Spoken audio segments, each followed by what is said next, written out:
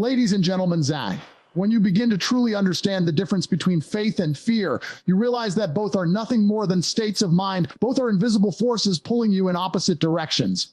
Fear pulls you into the dark, convincing you that the worst is inevitable, while faith pulls you into the light, guiding you to believe that the best is already prepared for you.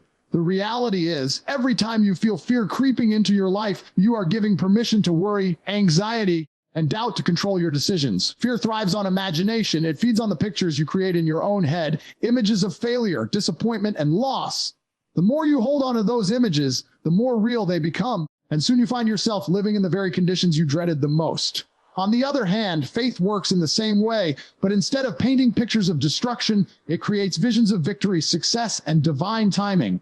Faith is the ability to see the unseen, to believe in doors that haven't opened yet, to know that even when the path looks blocked, a higher power has already designed a way through. Fear whispers, "What if it doesn't work?" Faith responds, "What if it does?"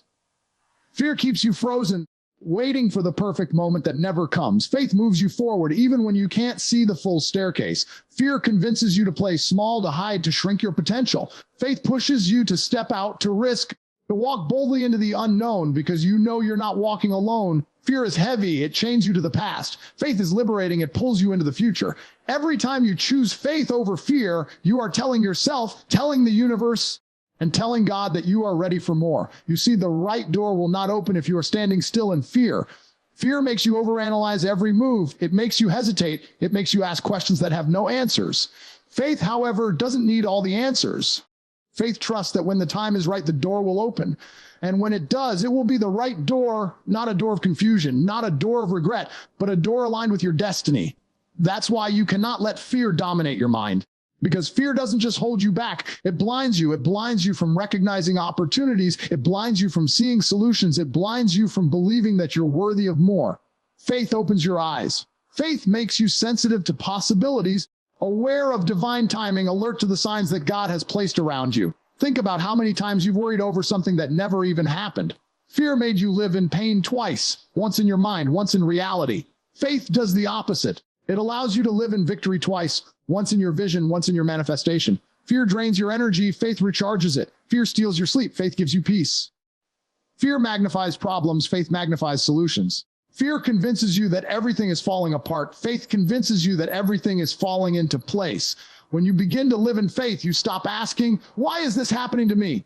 And you start saying, "This is happening for me." Faith doesn't mean you won't face challenges. It doesn't mean the storms won't come, the setbacks won't sting, or the doors won't close. Faith simply means that even in the storm, you know the sun is still shining behind the clouds. Even when a door shuts in your face, you know it wasn't your door. Even when you lose something you thought you needed, you trust that it was clearing space for something greater.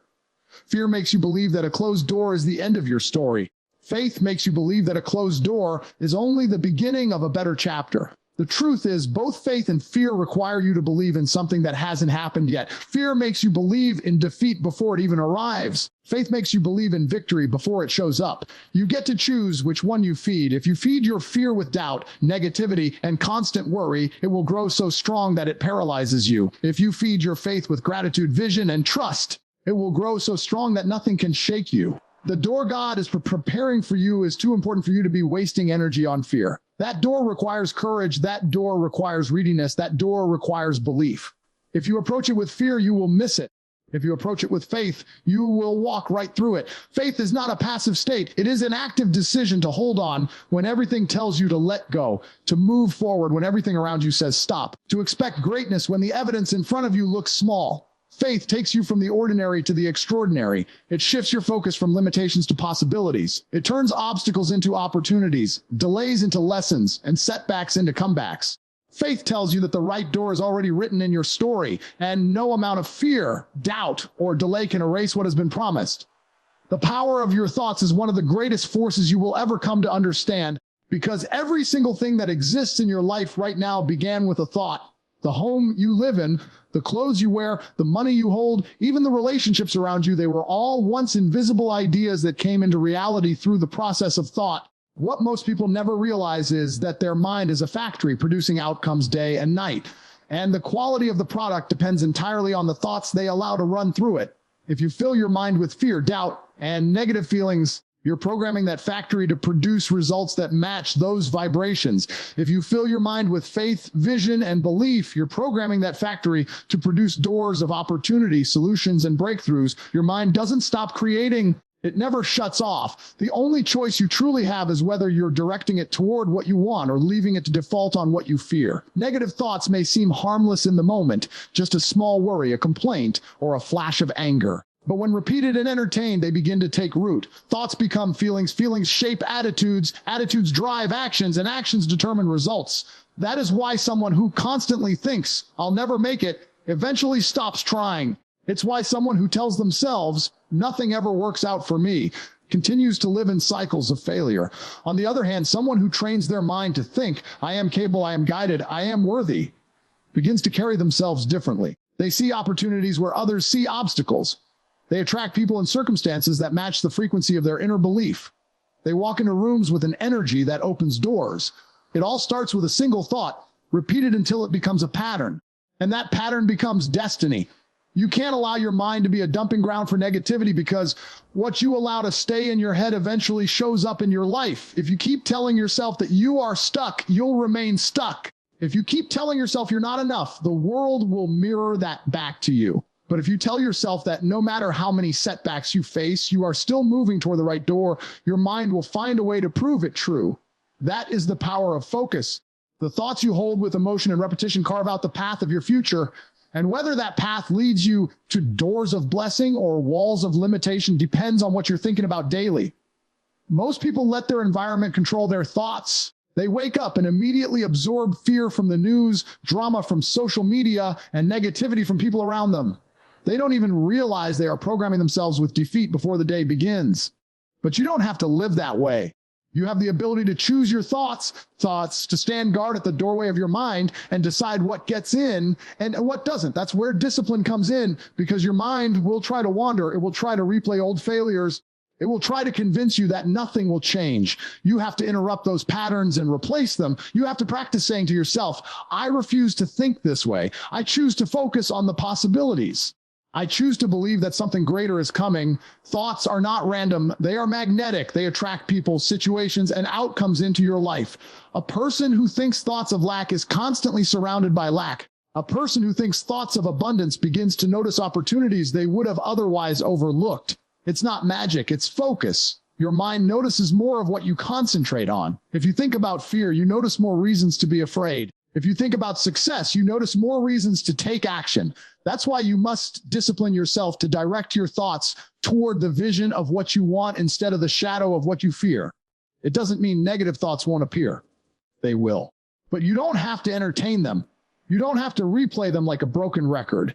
Imagine your mind as a garden. The weeds of doubt will always try to sprout, but it's your job to pull them out before they take over. Plant seeds of faith, seeds of gratitude, seeds of confidence, and keep watering them daily with repetition. Over time, your dominant thoughts will become so strong that the weeds of negativity cannot survive. The garden of your mind will grow fruits of peace, clarity, and success. The truth is, you can't control every circumstance in your life, but you can control how you think about them. Two people can face the same situation. One sees defeat, the other sees opportunity. The difference isn't the problem, it's the mindset. Your thoughts can either chain you to the same patterns of worry and struggle, or they can free you to walk boldly through the right door when it appears. The way you think determines the way you feel, and the way you feel determines the way you act. Change your thoughts, and you change your world. When a door closes in your life, the first instinct is often to feel rejected, abandoned, or forgotten. You begin to wonder why things didn't work out, why people walked away, why opportunities slipped through your fingers. You replay the moments in your mind, searching for what you could have done differently, blaming yourself for not being good enough, strong enough, smart enough. But what you fail to realize in those moments is that not every door is meant to be opened. Not every path is meant to be walked. Not every opportunity is meant to last. Sometimes a closed door is not punishment, but protection, not rejection, but redirection. It is the universe, it is God stepping in and saying, "This is not the way forward for you. There is something better waiting, and if I allow you to stay here, you will miss it." A closed doors hurt because they disrupt your plans, they challenge your timeline, they crush your expectations. You were so certain that this was the way, that this was the relationship, that this was the career, that this was the breakthrough. And then without warning, it collapses, leaving you standing in confusion. But often what you call a setback is simply a setup for something greater. The pain of a closed door is temporary, but the wisdom it brings lasts forever. Every time a door shuts, it forces you to look deeper, to ask bigger questions, to expand your perspective, and to consider that maybe you were aiming too low, maybe you were settling, maybe you were about to walk into a place that would have limited you instead of expanded you. The problem is most people so much time staring at the closed door that they miss the new one opening nearby. They stand paralyzed, obsessed with what is gone, while the next opportunity waits unnoticed. They cry over what ended instead of preparing for what's beginning. They resist change instead of embracing it. But life doesn't stop when one chapter ends, it turns the page. A closed door is not the end of your story. It is the signal that a new chapter is about to unfold. If you cling to the old, you cannot grasp the new. If you keep fighting for doors that were never meant for you, you delay the ones that are. Think about it. How many times in your life have you been grateful for something that didn't work out? A relationship that ended, a job you didn't get, a move that fell through. At the time it felt like devastation, but later you realized it was protection. You saw how staying in that situation would have held you back, drained your energy, or limited your growth. That's the beauty of hindsight. It reveals what you couldn't see in the moment. Closed doors are divine strategy. They are the way you are guided toward alignment with your true purpose, even when you resist it.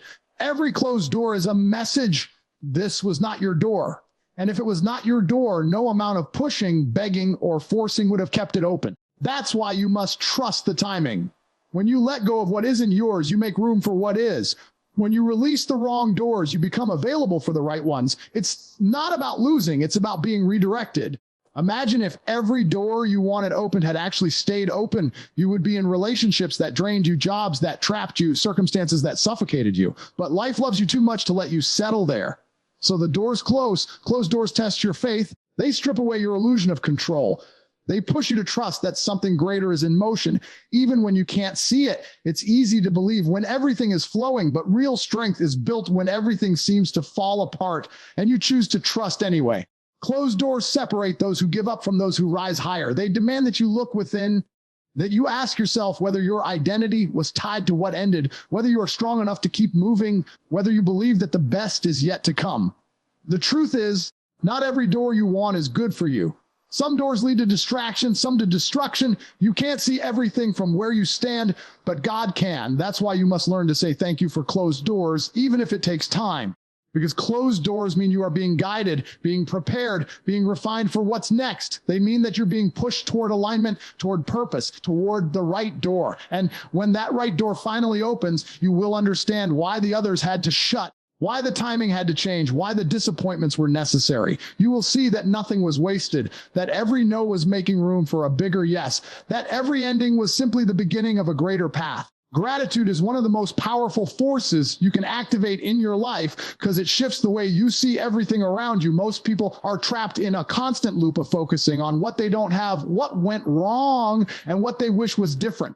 They wake up complaining, they go through the day noticing only problems, and they fall asleep rehearsing worries in their mind. That energy attracts more of the same. When your focus is on lack, you only see more lack. When your attention is consumed by negativity, your life reflects it back to you in endless cycles. But gratitude interrupts that cycle. It takes you out of the vibration of lack and places you in the vibration of abundance.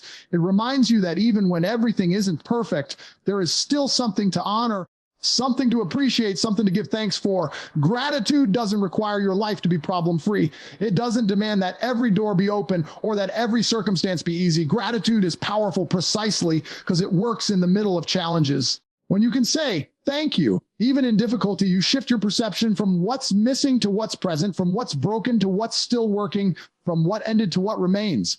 That mental shift unlocks peace, and peace creates clarity. With clarity, you begin to notice solutions you couldn't see when you were blinded by frustration. Gratitude clears the fog of worry and allows you to see that your story is still unfolding and that blessings are still on their way. The mind cannot focus on lack and abundance at the same time. It's one or the other. Gratitude is the weapon that takes your focus off what you don't have and locks it onto what you do. The moment you shift into appreciation, you raise your energy, you raise your perspective, and you raise your ability to attract better. A grateful heart doesn't deny problems. It simply refuses to let problems become bigger than possibilities. Gratitude says, yes, I may be facing struggles, but I still woke up today. I still have breath. I still have opportunities to grow. I still have lessons to learn. I still have strength I didn't know I carried. That recognition transforms the atmosphere around you. When you are ungrateful, every door seems closed. Every obstacle looks permanent. Every delay feels like the end. But when you practice gratitude, even closed doors start to look like hidden blessings. You begin to understand that the rejection wasn't rejection. It was redirection. You start to see that the delay wasn't punishment. It was preparation. Gratitude reframes the way you interpret life. The same event that could have crushed you becomes the very event that strengthens you, because gratitude doesn't ask, why me? Gratitude asks, what is this teaching me? That shift is everything. Gratitude is also magnetic. People are drawn to those who radiate appreciation. Opportunities find their way to those who carry thankful energy. When you are grateful, you walk into rooms differently. You don't carry desperation, you carry assurance. You don't complain about what's missing. You celebrate what's here. That energy makes people want to work with you, support you, and align with you. Gratitude doesn't just change how you see life. It changes how life sees you. It positions you for doors to open because you're already proven that you can handle them well. Even in the smallest things, gratitude creates transformation. When you pause to appreciate the sunrise, the smile of a stranger, the food on your table, or the opportunities in front of you, you teach your mind to focus on blessings. The more you notice blessings, the more blessings you attract. The more you complain, the more you find to complain about. It's a cycle, and you decide which one you live in by the choice to practice gratitude or to indulge in negativity. Gratitude is not a one-time feeling. It is a daily discipline. It requires you to wake up and intentionally choose to see good, even when your circumstances are screaming bad. It requires you to reprogram your mind from focusing on the storm to focusing on the shelter, from focusing on the loss to focusing on the lesson, from focusing on the delay to focusing on the preparation. Gratitude also builds resilience. When challenges come, a grateful mind doesn't break under pressure. It bends and grows. It doesn't see setbacks as permanent, but as stepping stones. Gratitude strengthens your faith because it reminds you of all the doors that have already opened for you, all the times you've been carried when you thought you couldn't go on, all the ways you've been sustained when you thought you had nothing left. When you count those blessings, when you keep track of them and replay them in your mind, it's impossible to believe that your story is over. Gratitude assures you that if it happened before, it can happen again. The truth is, gratitude is a perspective, not a reaction. If you wait until everything is perfect to be grateful, you will never practice it. But when you choose gratitude in the midst of imperfection, you unlock a strength and a peace that circumstances cannot take from you. Gratitude trains you to see doors opening even in the middle of hallways, to see light even in the middle of darkness, to see possibility even in the middle of disappointment. That mindset prepares you for the right doors because it proves that you can remain steady, balanced, and focused no matter what comes.